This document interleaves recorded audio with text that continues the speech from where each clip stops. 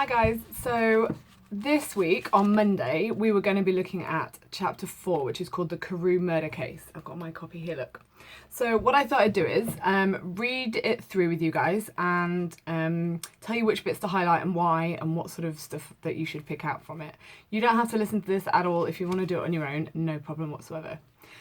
So for those of you who missed chapter 3, Dr. Jekyll is quite at ease. It's only about a page and a half long, so you do need to read that. And you need to highlight any descriptions of how Jekyll comes across.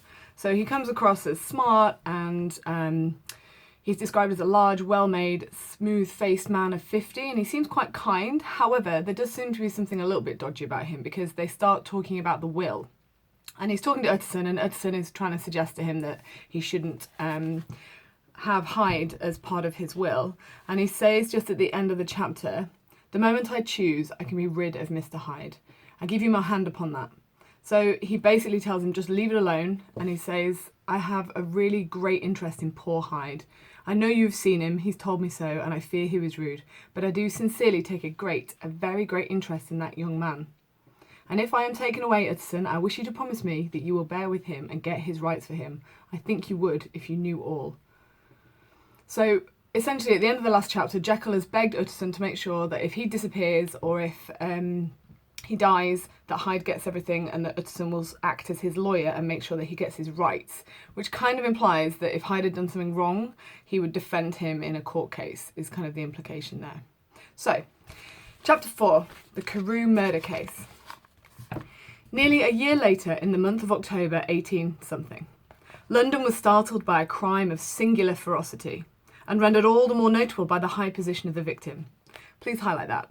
Highlight that it was a crime of singular ferocity. It's really terrifying, this murder, and the whole of London is talking about it.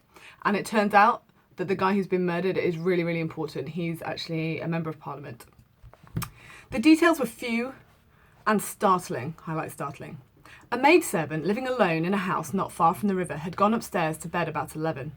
Although a fog rolled over the city in the small hours, the early part of the night was cloudless, and the lane, which the maid's window overlooked, was brilliantly lit by the full moon. So it seems quite gothic. It's kind of, at the minute, nice black sky, big moon, and the fog has not rolled in yet because, you know, they had sort of lots of problems with pollution in Victorian London.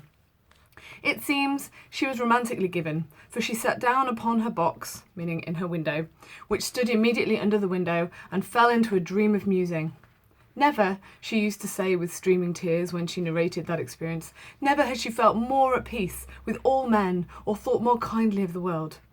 And as she so sat, she became aware of an aged and beautiful gentleman. Please highlight that. So this is the description of the man. In fact, you need to get all the descriptions of him. So he's described as an aged and beautiful gentleman with white hair, drawing near along the lane, and advancing to meet him another very small gentleman, to whom at first she paid less attention.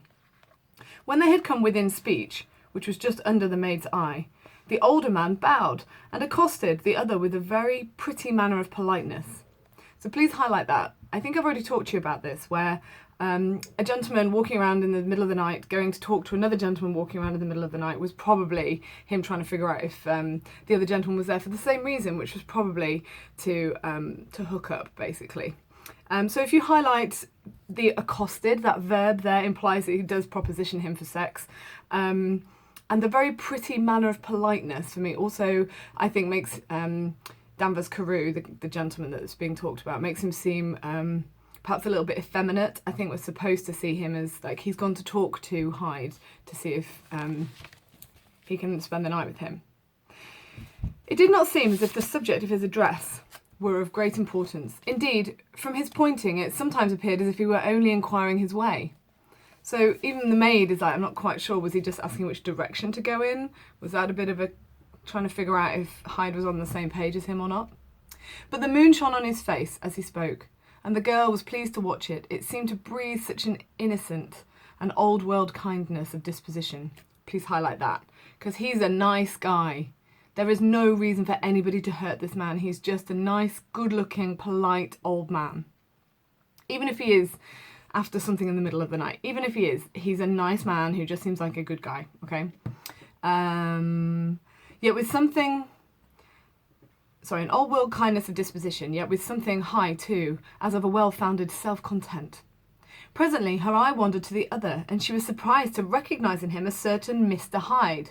So she knows him. She recognises him and she knows his name. That's important because she watches the whole crime that's about to happen and she gives his name to the police. So you circle that. So the witness has seen who it is. Who had once visited her master and for whom she had conceived a dislike. Because everybody does. Okay, so highlight the conceived a dislike. Even people who just see him from a distance think he's horrid. He had in his hand a heavy cane with which he was trifling. But he answered never a word and seemed to listen with an ill-contained impatience. Highlight that, please. So he doesn't speak to Carew, and he seemed incredibly agitated even before he moves. And then, highlight this, all of a sudden he broke out in a great flame of anger, stamping with his foot, brandishing the cane and carrying on, as the maid described it, like a madman. The old gentleman took a step back, with the air of one very much surprised and a trifle hurt, and at that, Mr. Hyde broke out of all bounds and clubbed him to the earth. And next moment, with ape-like fury, he was trampling his victim underfoot and hailing down a storm of blows, under which the bones were audibly shattered, and the body jumped up the roadway. At the sight of these horrors and sounds, the maid fainted. So, on that bit that I've just read, we need to go back and you need to circle and highlight some of the key bits there. Okay, so all of a sudden, so it seems completely unprovoked, he broke out. Can you highlight that verb there? It's like he just suddenly comes out of nowhere and it's a great flame of anger, highlight, stamping with his foot. So he's literally like stomping like a spoilt child on the footpath there, brandishing the cane. So he gets out this cane. And like a madman, so the simile, highlight that simile there, like a madman. Remember the Victorians had kind of an obsession with mental illness and madness, and they had asylums and they were sort of intrigued by how the human brain could go completely nuts. So it's like he's just lost his mind. So he then, highlight the bit about a sentence later where it says, Mr. Hyde broke out of all bounds. So he broke all rules, all boundaries, anything that our superego or our ego would stop us from doing, gone. Okay, so he is like pure id violence right now. So there is nothing stopping him. He clubbed him to the earth, highlight that. And the next minute, with ape-like fury, can you please highlight that, put a big circle around that. That links to this concept that we are all descended from, oh my God, primates, I forgot the word, that we're all descended from primates. And remember, Darwin's theory of evolution has only just come out. So the idea that people are trying to comprehend, you know, I thought we were made by God, something godly and wonderful, and now you're telling me I'm descended from apes. I'm very confused. Does that mean I'm an animal inside? Yes, we are. So with ape-like fury is a phrase that's used a number of times throughout the novel. And actually in the very last chapter, the very, very, very last page, he's still talking about ape-like tricks. An ape like this, an ape like that. And the way he describes his hands is often describing it kind of similar to an ape. So that bit is super important and probably actually needs to go on your Mr. Hyde page that you've got in your, you know, your little quotation booklet. Okay, so then it goes on even more violently. It says he was trampling his victim underfoot. Please highlight the trampling. That's the second time he's trampled with his feet. There's something particularly violent about not just clubbing him to the floor with this cane that he's got, but then stamping on him when he's there. And he's hailing down a storm of blows. So that is a description which means that it's just going, like not just to knock the guy out or even to kill him, but carrying on afterwards. An unnecessary amount of violence, under which the bones were audibly shattered and the body jumped upon the roadway. So it's so violent. I imagine there's not a lot left of the guy. I don't think he'd be that recognisable. And it's so horrid and shocking that the maid faints.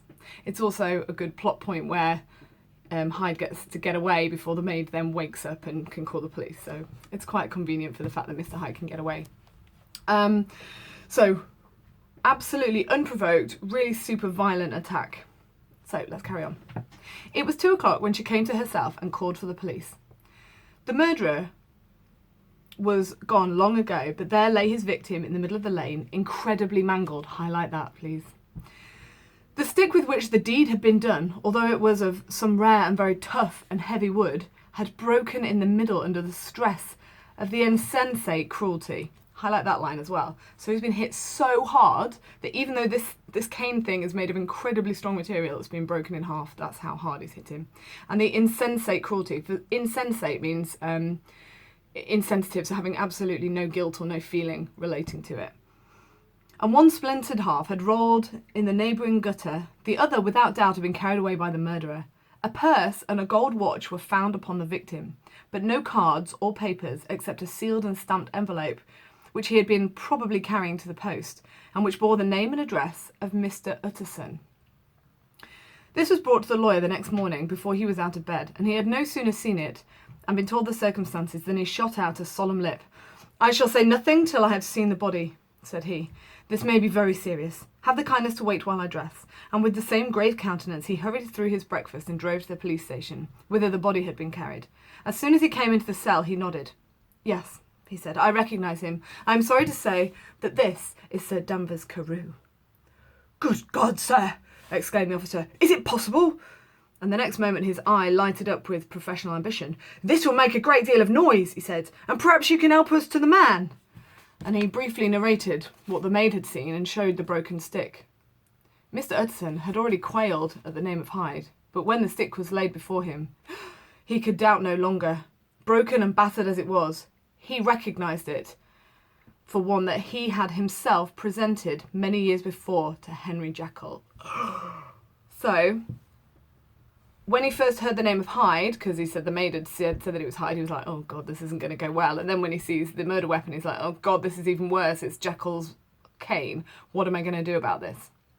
Now guys, I'm going to have to pause here because I'm about to run out of timing on my thing. So what I'm going to do is I'm going to press pause and then I'm going to carry on the next little bit. Can you just make sure you've highlighted the broken and battered cane and the fact that it belongs to Henry Jekyll? Okay,